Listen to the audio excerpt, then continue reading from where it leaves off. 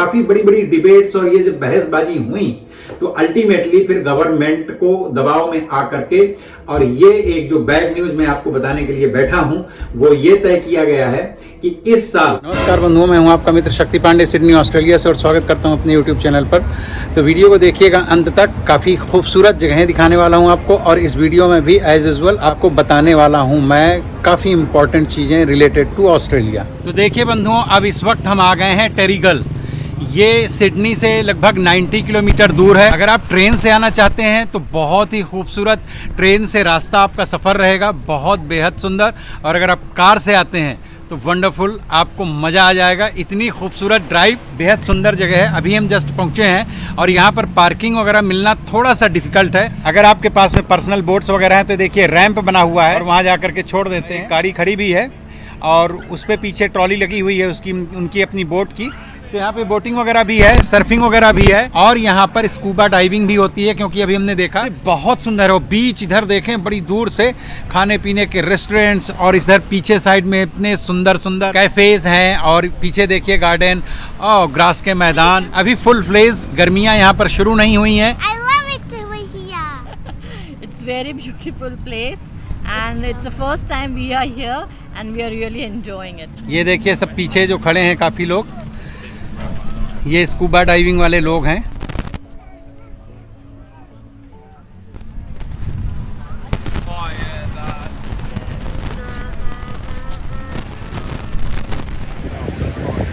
ये है देखिए मित्रों टेरिगल, इतना खूबसूरत लग रहा है। यहाँ पर्सनल अपनी बोट्स लेकर के लोग आते हैं, और ये सामने देख रहे हैं इतना बड़ा बीच है। और यहाँ इस तरफ सामने जहाँ मैं आपको दिखा रहा हूँ, यहाँ पर बहुत सारे रेस्टोरेंट्स हैं, कैफेटेरियाज़ हैं, आपको मज़ा आएगा। और ये देखिए सामने जो है तो ये ब्लू कलर की वैन खड़ी हुई है, यहाँ पर मिलती है आइसक्रीम। पार्किंग वगैरह भी काफ़ी है, ऐसा नहीं है। देखिए, so as you can see behind me, there is one restaurant over here which is in front of the beach and one very nice cafe as well. So they arrange weddings and parties as well. मस्त जगह है, देखिए समुद्र के ऊपर है। ये है तो बड़ा सुंदर सा, लेकिन अब हम लोग ठहरे वेजिटेरियन, तो वेजिटेरियंस के लिए बहुत ज़्यादा स्कोप नहीं होता है। कुछ ना कुछ आजकल लेकिन हर जगह मिल जाता है। पहले तो क्या था कि एकदम कुछ नहीं मिलता था। अब चूँकि यहाँ काफ़ी ज़्यादा वेजिटेरियंस हो गए, इनमें भी होते हैं लोग वीगन्स होते हैं जो दूध का, मिल्क का प्रोडक्ट भी नहीं खाते पीते हैं। लेकिन हाँ, फिर भी अब जो नॉन वेज खाते हैं उनके लिए तो भैया बहुत ज़्यादा ऑप्शंस होते हैं। अच्छा लगता है ऐसी जगह में अगर बैठ करके आप लंच या डिनर करते हैं। सामने देखिए खूबसूरत नज़ारा है, पानी की एकदम कलकल की आवाज़, लहरों की आवाज़, और उसके साथ में बैठ करके अगर आप यहाँ पर कॉफ़ी भी पीते हैं, इनफैक्ट चिप्स भी खा लेते हैं बैठ करके, तो बड़ा स्वर्गिक आनंद मिलता है यहाँ पर। बच्चे देखिए यहाँ पे, अच्छा वैसे भी ऑस्ट्रेलिया के बारे में आपको पता ही होगा, ऑस्ट्रेलिया स्पोर्ट्स के लिए बहुत फेमस है। यहाँ के छोटे छोटे बच्चे, ये देखिए सब, कभी कहीं पर भी किसी छोटे या बड़े शहर में आप जाइए तो वहाँ पर आपको स्पोर्ट्स से रिलेटेड बहुत सारा कुछ देखने को मिलेगा, और यहाँ पर लोग पार्टिसिपेट भी करते हैं। अब देखिए अंशिका का अगर हाथ फ्रैक्चर नहीं हुआ होता तो अंशिका भी बास्केटबॉल खेलने जा ही रही थी, स्विमिंग में जा ही रही थी। तो मुझे लगता है अच्छी चीज़ है, थोड़ा सा स्पोर्ट्स वगैरह से अगर कोई जुड़ा होता है तो फिजिकल फिटनेस भी होती है। ये इन्होंने अच्छा बना दिया, वहाँ से आपको कनेक्शन कर दिया। ये देखिए वक्त के थपेड़ों ने, समुद्र की लहरों की चपेटों ने पत्थरों को भी किस तरह से काट करके रख दिया है। पत्थर भी देखिए कितने सुंदर लग रहे हैं जो इस तरह से कटे हैं, और नीचे समुद्र की लहरें आके टकरा रही हैं। लुक, ये देखिए। और ये देखिए टेरिगल में ही बीच के किनारे ये है एक छोटा सा रॉक पूल। वैसे काफ़ी छोटा है, पर बच्चों को, हाँ जैसा कि मैंने इसके पहले की वीडियोज़ में भी दिखाया है कि जिनको स्विमिंग नहीं आती है, ऐसे लोगों के लिए ऐसी ही जगहों में जा कर के स्विमिंग करना चाहिए। आपको पूरा समुद्र का आनंद भी मिलेगा, और फ्रेश वाटर होता है लहरों से जो आकर के यहाँ पर भरता है, और सेफ बहुत होता है। समर में आएंगे सुबह से 10, हाँ सुबह 10 बजे पहुँचेंगे तभी पहुँच जाएंगे तो ये होगा। और लंच वगैरह यहीं करेंगे आके, क्योंकि यहाँ बहुत सारा ऑप्शन है। ये देखिए पीछे, ये देखिए यहाँ तक लहरों ने काटा है। हाई टाइड वगैरह जब आता होगा तब यहाँ तक लहरें जाती होंगी। ये इस तरफ आ गए तो इधर प्योर बीच है तो ये इसी से जुड़ा हुआ, लेकिन उस तरफ सर्फिंग और बोटिंग वगैरह का ज़्यादा चक्कर है। यहाँ पर ये है बीच, तो जिन लोगों को बीच एंजॉय करना होता है उनके लिए बेहतरीन जगह है। और ये देखिए बस वगैरह भी आती हैं, और यहाँ से देखिए शुरू हो जाती है वो मार्केट कह लें या कमर्शियल एरिया। तो यहाँ पर बहुत सारे रेस्टोरेंट्स वगैरह हैं और भी बहुत कुछ है। अभी हम जाएंगे ज़रा एक्सप्लोर करेंगे, 1-2 घंटे ज़रा घूमते टहलते हैं। तो बने रहिएगा हमारे साथ में, वीडियो देखिएगा एंड तक।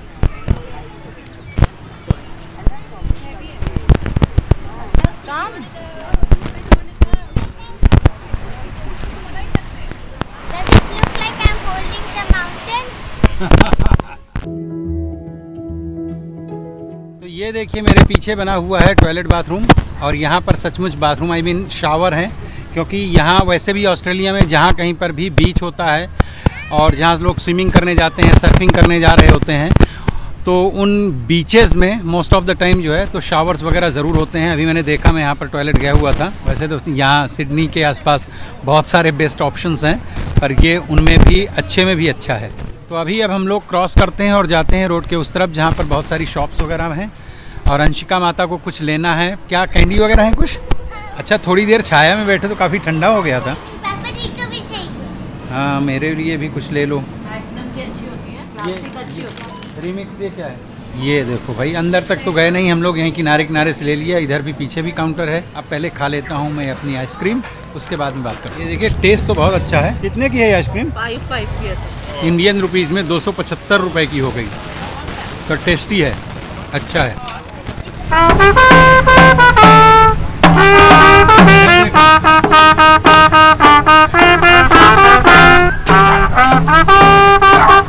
या लोग यहाँ पर बैठे हुए हैं, चिल कर रहे हैं, अपना खा पी रहे हैं, बीच में घूम टहल रहे हैं, वॉक कर रहे हैं, मस्तियाँ कर रहे हैं। ऐसे अंग्रेज बिताते हैं अपनी छुट्टी वाला दिन, वो चाहे संडे हो या कोई भी पब्लिक हॉलीडे हो। ये 3-4 स्ट्रीट्स हैं, सब खाने पीने का और दूसरी भी शॉप्स हैं, तो इसके लिए मुझे बड़ा अच्छा लगा। बहुत खूबसूरत है ये जगह। ये 1914 से लेकर के 1918 जो वर्ल्ड वॉर फर्स्ट हुई थी मेरे ख्याल से, ये उसी टाइम का इस्टेब्लिशमेंट है। और इनके काफ़ी कोस्टल जो सिटीज़ हैं वो पुराने टाइम पे आर्मी के अपने बेस वगैरह हुआ करते थे, नेवी के, आर्मी के। तो यहाँ पर भी आर्मी का बेस है पुराना। अभी हम लोग क्रॉस करके जाएंगे उस तरफ।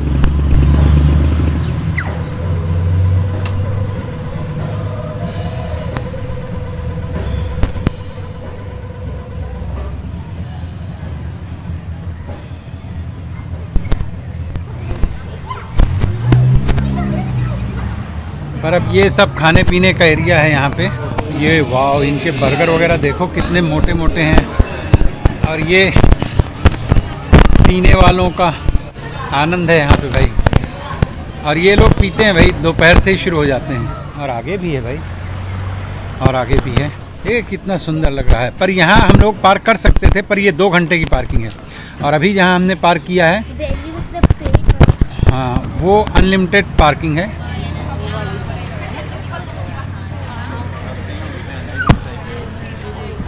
ऊपर ये बड़ा खूबसूरत है भाई, देखिए ये ऊपर देखते हैं। ये इधर देखिए है कोल्ड रॉक्स, काफ़ी फेमस भी है और बहुत अच्छी होती है। एडिलेड में तो हम सर्दियों में रात में जाके खाते थे, और बहुत ज़बरदस्त आइसक्रीम होती है। आपने अगर ट्राई ना किया हो कभी तो ज़रूर ट्राई कीजिए।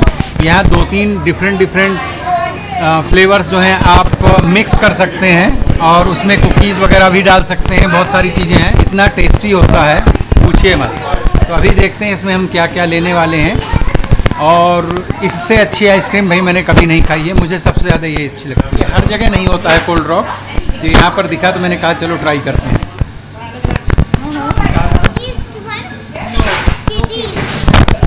हमारा मोबाइल आपके पास है।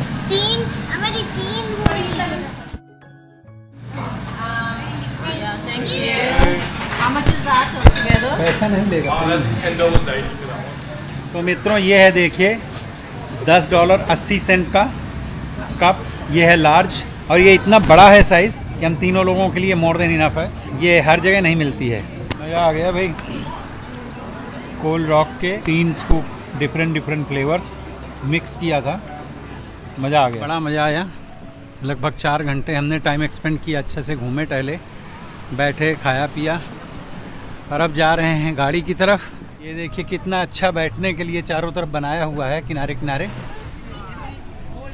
ये देखिए सामने जो छोटी सी पहाड़ी दिख रही है, इस तरह से अगर आप इसके ऊपर तक चढ़ करके जाते हैं तो 360 डिग्री आप चारों तरफ से देख सकते हैं। मित्रों, इस वीडियो में फिर से आपको देने वाला हूं कुछ इन्फॉर्मेशंस, और ये एक बैड न्यूज है कि इंडिया से जो डायरेक्ट पीआर लोग आ रहे थे, अब कुछ दिनों के लिए एटलीस्ट, कम से कम जब तक दूसरा डिसीजन गवर्नमेंट नहीं लेती है तब तक तो डायरेक्ट जो पीआर आ रहे थे इंडिया से या किसी दूसरे कंट्री से लोग, अब वो गवर्नमेंट ने यहाँ पर बंद किया है। और वजह यह है कि देखिए, पिछले साल फाइनेंशियल ईयर में यहाँ लगभग 6.5 लाख माइग्रेंट्स आए हैं। अब इसमें से कुछ स्टूडेंट्स हैं, कुछ डायरेक्ट पीआर हैं, कुछ स्किल वर्कर्स हैं, तो कुल मिला करके 6.5 लाख। और आपको जान करके हैरानी होगी मित्रों कि यहाँ की जो कैपिटल सिटी है उसका नाम है कैनबेरा, और डार्विन, इन दोनों सिटीज की पॉपुलेशन को अगर मिला दिया जाए उससे भी अधिक होती है ये 6.5 लाख की संख्या, 650,000। इतने ज्यादा लोगों के आ जाने से इस कंट्री में इम्पैक्ट क्या पड़ा, तो यहाँ के हॉस्पिटल्स में लंबी लंबी लाइंस हो गई, लाइक वेटिंग लिस्ट बढ़ गई। यहाँ के पब्लिक ट्रांसपोर्ट्स में हर जगह ज्यादा भीड़ हो गई, और यहाँ के स्कूल्स में टीचर्स तक का अभाव हो गया क्योंकि स्टूडेंट्स की संख्या बढ़ गई। और यहाँ के जो चाइल्ड केयर्स हैं तो वहां वर्कर्स की कमी हो गई है। अब आपको लग रहा होगा कि ये सारे वर्कर्स बाहर से बुला लेना चाहिए, ऐसा नहीं है, क्योंकि ये जो जनसंख्या यहाँ पर बढ़ी है, अब किसी भी ऑस्ट्रेलिया जैसी कंट्री के लिए 6.5 लाख लोगों का एक साथ एक फाइनेंशियल ईयर में यहाँ पर पदार्पण अपने आप में एक बड़ा बर्डन है। तो इसकी वजह से, और जो 2-4 और चीजें हुई, उनमें से सबसे मेन जो सबसे ज्यादा इफेक्ट कर रहा है वो है यहाँ की रेंटल प्रॉब्लम। तो रेंटल प्रॉब्लम ये है कि जो मान लीजिए 1 साल पहले तक $400 पर वीक का अपार्टमेंट था, अब वो $600 में हो गया है, $650 में भी जा रहा है। इन सब वजहों से यहाँ पर जो लोकल लोग पहले से रह रहे हैं, आई मीन गोरे वगैरह, उन लोगों ने गवर्नमेंट के ऊपर काफी प्रेशर दिया, और यहाँ के टीवी और इन सब मीडिया में काफी ज्यादा बड़ी बड़ी डिबेट्स होने लग गई कि ये सब कुछ जो आप कर रहे हैं, इसकी वजह से देश में लाइक ऑल ऑफ सडन किसी की बाढ़ आ जाए तो कंट्री उसको जो है तो एडजस्ट नहीं कर पाएगी। ऑफ कोर्स यहाँ के अगर आप पब्लिक से बात करेंगे तो काफी लोग हैं, क्योंकि यहाँ जब न्यूज चैनल्स ने जा करके और यहाँ के लोगों से, लोकल लोगों से उनकी ओपिनियन जानी इमिग्रेंट्स के बारे में, तो उन्होंने कहा नहीं, यहाँ जरूरत है और आने चाहिए, लेकिन वो जरा सलीके से आने चाहिए, जितने लोग यहाँ एडजस्ट हो सके उतने लोग आने चाहिए। तो गवर्नमेंट के ऊपर जब इस प्रकार का प्रेशर पड़ा, अब देखिए यहाँ पे सचमुच रोड में हो, अगर आप ट्रेन में ट्रेवल करते हैं, बस में, तो हर जगह आपको पहले से ज्यादा पब्लिक दिखाई देगी। यहाँ अगर आप मेडिकल सेंटर्स जाएंगे तो आपको बहुत लंबी लंबी कतारें दिखाई देंगी, वेटिंग दिखाई देगी। पहले भी होती थी लेकिन इतनी ज्यादा नहीं होती थी।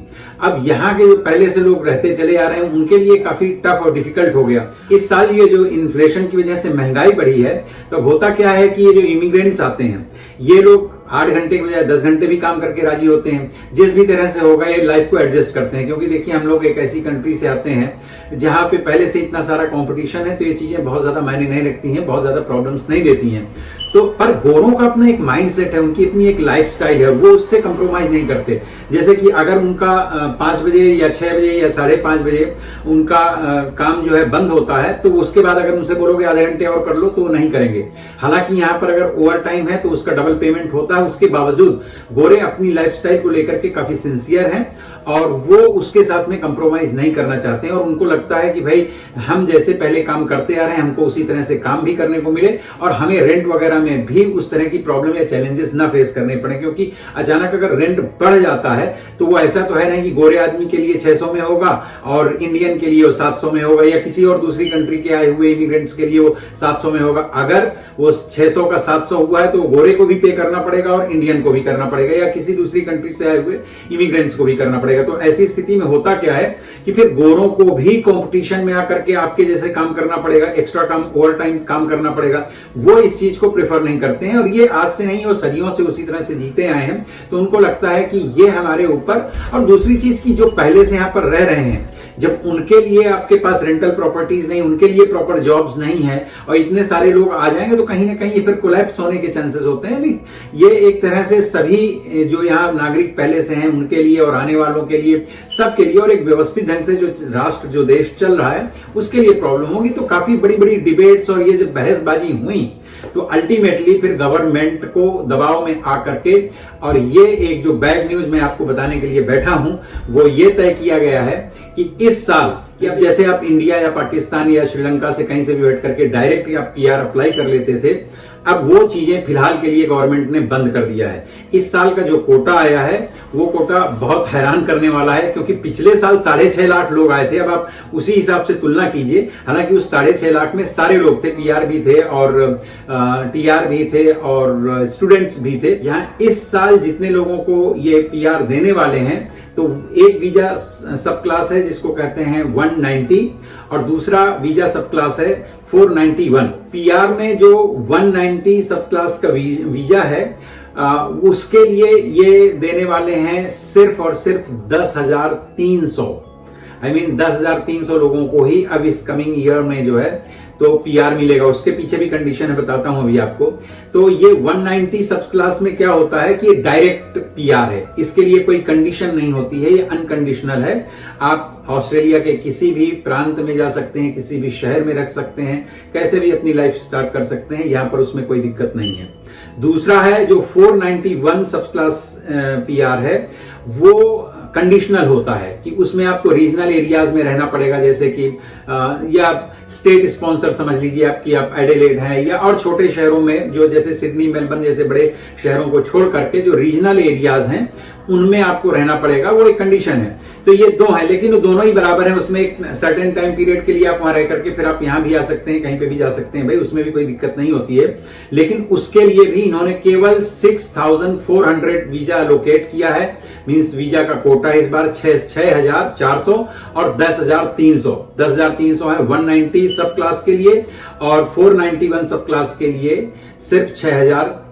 तो अब आपको लग रहा होगा कि भाई वीजा तो दे ही रहे हैं, नहीं, लेकिन इसमें भी एक ट्रिक है। ट्रिक वो ये है कि यहां ऑन शोर मींस जो इस कंट्री के अंदर पहले से रह रहे हैं, मींस जो लोग स्टूडेंट आए थे या दूसरे वीजा में आए थे और अब वो एलिजिबल हैं यहां पर पीआर अप्लाई करने के लिए, तो ये जो 10,300 वीजा डायरेक्ट मिलने वाले हैं 190 सब क्लास के लिए, ये उन्हीं को दिया जाएगा। और वो जो 491 सब क्लास है जिसमें 6,400 लोगों को पीआर होना है, जो रीजनल साइड में जाकर के जिनको रहना है और कंडीशनल पीआर है, वो भी इस कंट्री में जो पहले से रह रहे हैं, जो एलिजिबल हैं, और वो कोई इंडियंस भर नहीं है, वो पूरी दुनिया से आए हुए लोग हैं। Most of the time students ही होते हैं या दूसरे कई लोग होते हैं जो वर्क वीजा में आकर के और बाद में जो है तो अपना पीआर में कन्वर्ट करवाते हैं वीजा।